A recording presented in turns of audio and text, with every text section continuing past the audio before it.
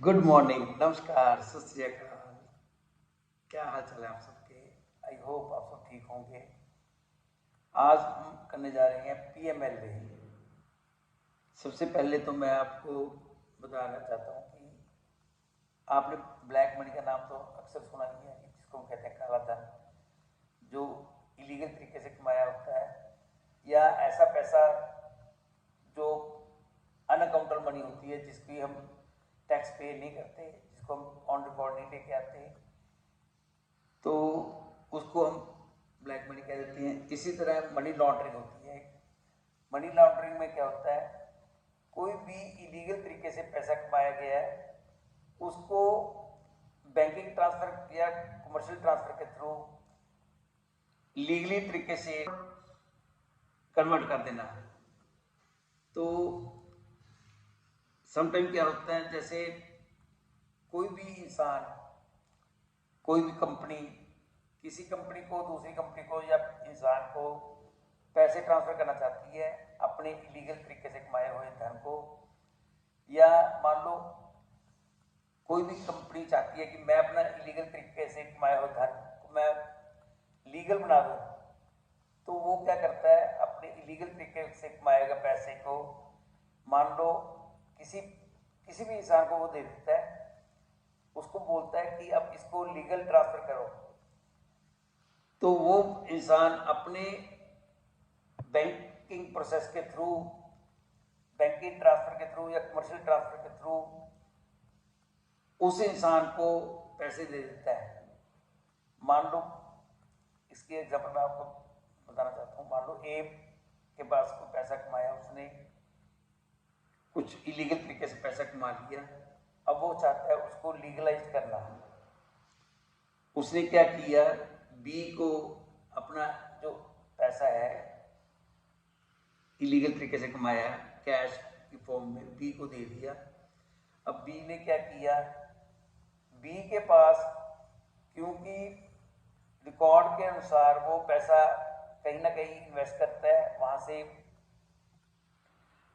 Legal तरीके से ये बैंकिंग ट्रांसफर के थ्रू या कमर्शियल ट्रांसफर के थ्रू वो पैसे को कमा लेता है, फिर वो लीगल तरीके से ए को दे देता है। पहले तो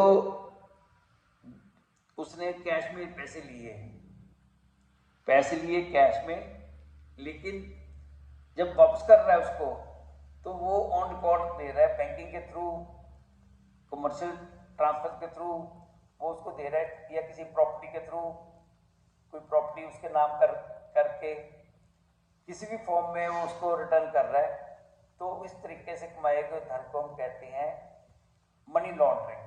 अब मान लो दूसरा क्या होता है, मान लो ए ने कोई ट्रांसफर करनी है सी को इलीगल तरीके से कमाया हुआ पैसा, या वो चाहता है कोई फेवर लेना सी से, तो वो क्या करता है, अपना पैसा बी को दे देता है इलीगल तरीके से कमाया हुआ, या कोई भी पैसा बी को दे देता है।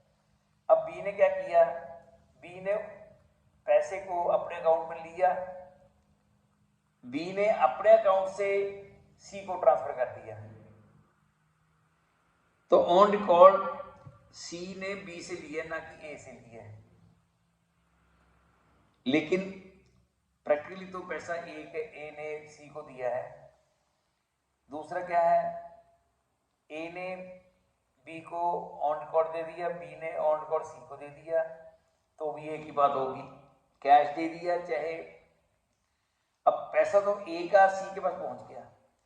ऐसी मनी को ट्रेस करना वैसे मुश्किल होता है, लेकिन फिर भी जो गवर्नमेंट एजेंसीज हैं वो काफ़ी अवेयरनेस है, उनके पास काफ़ी सिस्टम है उनके पास, वो पता कर लेती है।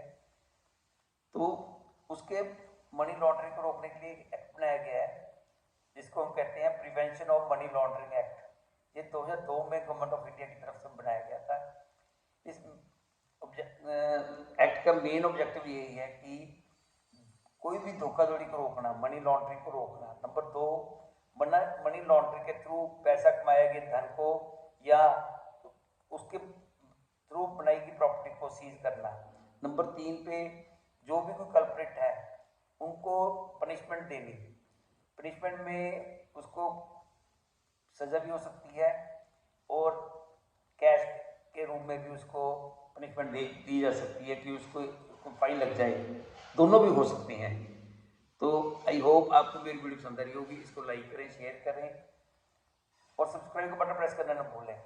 साथ साथ बेल के आइकन को भी जरूर प्रेस करें ताकि मैं जब भी कोई नई वीडियो पोस्ट करूं तो आपको उसकी नोटिफिकेशन मिल जाए। Thank you for watching my video.